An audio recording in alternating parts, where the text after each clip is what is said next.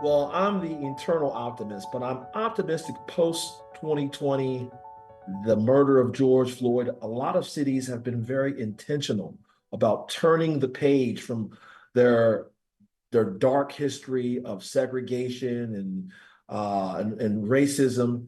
And Richmond, like many cities in the South, we have a long history of the good, the bad, and the ugly when it comes to racism and segregation.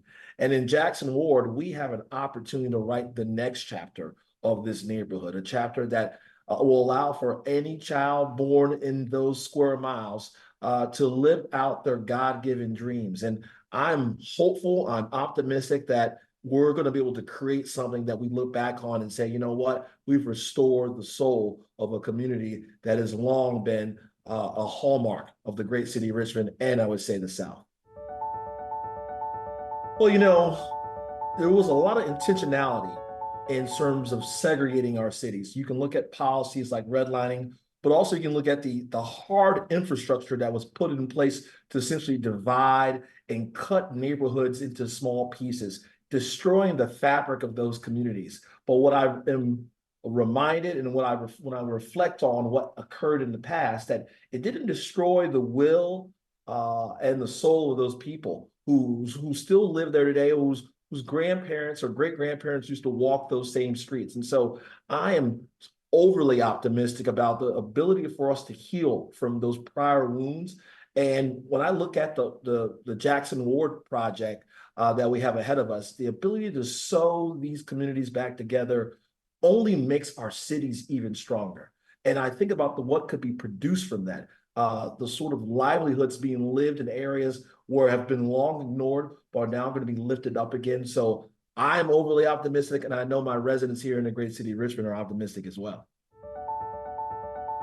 Well, in my community here in the capital city of the Commonwealth of Virginia, Richmond, a neighborhood, Jackson Ward, which was divided by I-95, is there's an opportunity in front of us to reunite that community, to join the community together. Today, it's a community where public housing is to the north and to the south. There are more and more people moving into this community. What I want to see is those who are living a great life in the southern part of this community, Jackson Ward, can do the same thing on the northern side of the community where 95 is split. And so what we've done is we applied for a grant. We won or awarded a grant of $1 million to start a feasibility study on how we go about reconnecting Jackson Ward.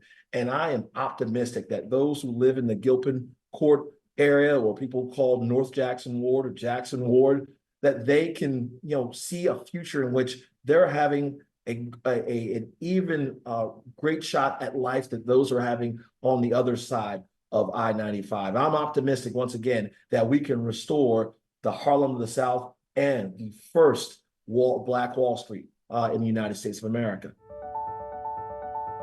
Why are we doing this? Why are we doing this work? Over the course of the last few years, Richmond has undergone some true cultural changes. We removed Confederate monuments from Monument Avenue. We were the first locality to celebrate Juneteenth in Virginia. We've made some major steps to write the next chapter of Richmond. And here's the thing, there's a beginning, there's a middle story, and there's the ending story. We are on the verge of writing what's the next chapter of Richmond. And it has to involve all the voices, but particularly those whose ancestors built the city of Richmond. And so I'm excited. I know our city's excited. This is a way for us to unite behind one cause, and that cause is to ensure that we become the capital of compassion.